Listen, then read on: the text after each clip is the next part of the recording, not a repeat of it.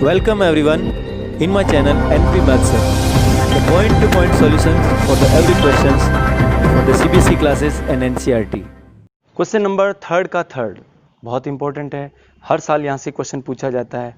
इसका पहला भाग है वो 0.6 बार है, दूसरा है 0.47 बार और तीसरा क्वेश्चन है 0.001 बार। इन तीनों में से कोई एक प्रश्न या उसके जैसा एग्जाम्पल है, ठीक है, अक्सर पूछा जाता है। तो क्या करना है आपको, सबसे पहले आप ये बताइए कि ये है क्या, इसका दशमलव प्रसार कैसा है। दशमलव प्रसार का जो प्रकार है वो कैसा है। तो आपने कहा सर ये अशांत है। कोई बात नहीं, अशांत होने के साथ साथ एक निश्चित संख्या की क्या हो रही है, आवृत्ति हो रही है। अच्छा, अशांत आवृत्ति होता है तो वो नंबर कैसा होता है, वो परिमेय संख्या होती है। और परिमेय संख्या की परिभाषा क्या होती है, मूल परिभाषा। ऐसी संख्या जिसको p बटा q के रूप में लिख सकें, यानी इस संख्या को अपन p बटा q के रूप में लिख सकेंगे। p और q पूर्णांक होंगे और q का मान शून्य नहीं होगा। शून्य का मतलब है हर में जीरो नहीं आना चाहिए। चलो स्टार्ट करते हैं। इसको आप x मानोगे, x बराबर 0.001 बार। बार का मतलब है कि ये 001 001 001 एक निश्चित संख्या की आवृत्ति हो रही है, ठीक है, अंक रिपीट हो रहे हैं। तो सबसे पहला काम, इस बार को हटाइए। कितनी बार हटाना है, एक बार, ओनली वन टाइम। तो देखिए बार का मतलब यहां पर खूब सारा खजाना भरा है। देखिए ये 001 बार अगर नहीं लगाएंगे इसका मतलब है 001 001, ये नंबर रिपीट होता जा रहा है। 001 का खजाना भरा हुआ है, ऊपर लॉक लगा आपने, ठीक है। तो ये हो गया, देखिए 00। तो जैसे ही आपने लॉक खोला, रेखाबंदी ये जो आपने हटाई है, बार हटाया, तो 001 ऐसा नहीं है केवल एक अंक आता है। जितने अंक के ऊपर रेखाबंधनी यानी कि लाइन होती है वो पूरा अंक बाहर निकल के आता। तो 001 निकला, फिर अंदर क्या पड़ा है 001, उसके ऊपर क्या लगा दिया आपने, लाइन लगा दिया। अब क्या करना है, दशमलव ये आपके जो बार है वो कितने अंकों पर है, 1 2 3। तो दोनों पक्षों को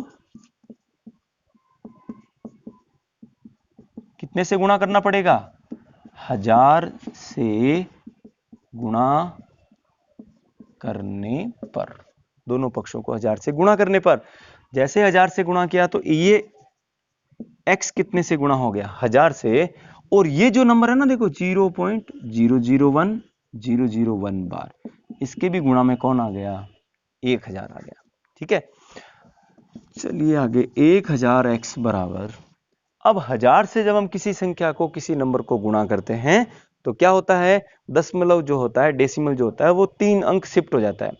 3 बार 0 है ना, तो 3 अंक यानी कि ये 1 2 3 यहां पर आएगा। तो क्या आएगा, देखो ये पॉइंट यहां से हट करके यहां जाएगा, तो इस 00 का कोई मतलब नहीं है, तो आप केवल यहां लिख दीजिए। चलो मैं लिख ही देता हूं, क्या फर्क पड़ता है। अब ये दशमलव यहां पे आ गया, देखो, ठीक है। और फिर क्या है 001 बार, इसका मतलब ये तो क्या हो गया, देखो 1000x बराबर, इस जीरो का कोई मतलब नहीं, ये हो गया 1.001 बार, ठीक है बेटा। अब आपने इसका जो फर्स्ट क्वेश्चन किया था, थर्ड का फर्स्ट 0.6 पर बार आया था, तब आपने क्या कहा था कि सर इसके दो पार्ट करने पड़ेंगे। दो पार्ट, एक पार्ट क्या होगा, ये x वाला होगा, यानी कि 0.001 बार, ठीक है। तो अब दूसरा कौन सा होगा, जैसे यहाँ पे 10 रुपीज है और आपने 10 रुपए हैं, उसमें से आपने 2 रुपए यहां रख दिए, तो 10 में से 2 माइनस कर लो, तो जो बचेगा वो 8 यहां लिख देंगे, ठीक है ना। तो क्या करेंगे, ये आपको रफ काम है, ये जरूरी नहीं आप एग्जाम में ऐसा करो। तो ये 1.001 बार, और कर भी दो तो कोई गलत नहीं है। इसमें से आपने ये लिख दिया 0.001 बार, तो बाकी जो माइनस बचेगा ना वो अपन यहां रख देंगे, ठीक है, ताकि इन दोनों की जोड़ ये हो जाए। तो क्या आया, देखो 0.1 माइनस 0 का मान 1, यानी यहां आ गया 1। आसान। तो 1 प्लस 0.001 बार करेंगे तो 1.001 बार। अब यहां पे देखो 1000x बराबर, इसका मान क्या होता है, x होता है, यह आपने मान रखा है, और प्लस में कौन है, 1 है। तो प्लस का x जैसे आपने इधर ट्रांसफर किया तो क्या हो जाएगा, माइनस एक्स इक्वल टू कौन है 1 है। तो ये 1000 में से एक एक्स चला गया तो 999 एक्स बराबर 1। और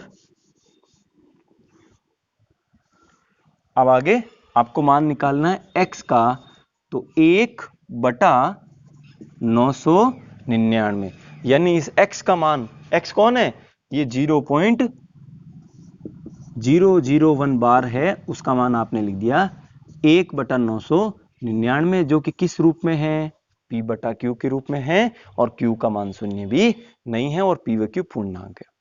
ठीक है, समझ में आ गया, स्क्रीनशॉट ले लें।